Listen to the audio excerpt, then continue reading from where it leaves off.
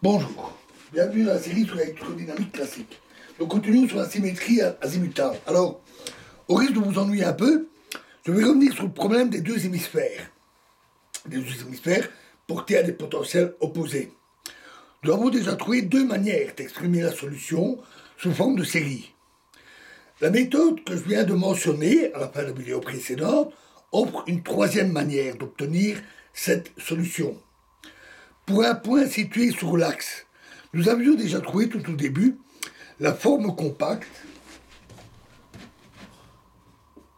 phi z égale r est égale à v fois 1 moins r carré moins a carré sur r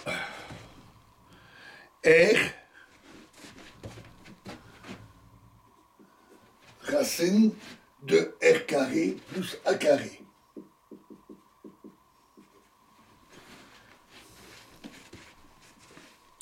Si on développe cette expression en puissance de a carré sur r carré, elle devient v sur racine de pi fois la somme de j égale 1 jusqu'à l'infini de moins 1 exposant j moins 1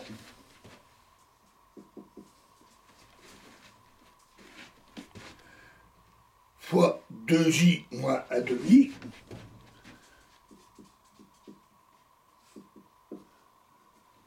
fois gamma de j moins 1 demi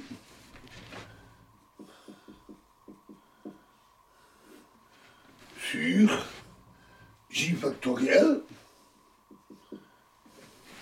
fois a sur r exposant 2j. La comparaison avec la solution générale sur l'axe, qu'on a vu à la fin de la vidéo précédente, montre que seules interviennent les valeurs impaires de L, c'est-à-dire que L égale 2j moins 1. La solution valide, alors pour tout point extérieur à la sphère, est donnée par phi r θ égale tout ça fois PL de P2J-1 donc de cos θ. Et à nouveau, elle est identique à celle déjà obtenue. Un autre développement important est celui du potentiel en X dû à une charge ponctuelle, unité, située en X'. On trouve 1 sur X moins X'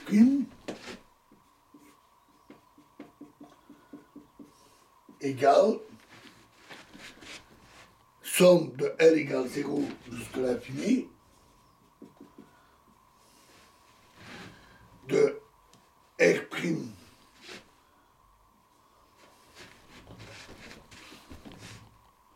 R exposant L, pardon, R exposant L inférieur, divisé par R exposant L plus 1 supérieur, je vais expliquer cette notation, fois PL cos gamma. Avec la représentation X, Y, on a X, X', R, R', en projetant, et ici l'angle gamma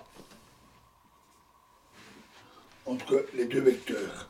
Alors, R inférieur est le plus petit des deux modules de X et X', et R supérieur le plus grand des deux modules. Et gamma est donc l'angle entre x et x'. Cette relation se démontre en tournant les axes de manière à amener x' sur l'axe des z. On a alors un potentiel qui satisfait l'équation de Laplace et possède une symétrie azimutale. Il admet donc le développement valide en tout point, sauf en x égale x', 1 sur x moins x' est égal à somme de L égale 0 jusqu'à l'infini de AL RL plus BL R moins L plus 1 fois PL cos gamma. Avec un axe des axes, donc sur x', c'est une symétrie azimutale. Si le point X se trouve sur l'axe des Z, le membre de droite se réduit à la solution générale sur l'axe des Z qu'on a vu à la fin de la vidéo précédente, tandis que le membre de gauche devient est égal à 1 sur R carré plus R' carré moins 2R R' cosinus gamma exposant 1/2 qui n'est autre que 1 sur R moins R' en valeur absolue.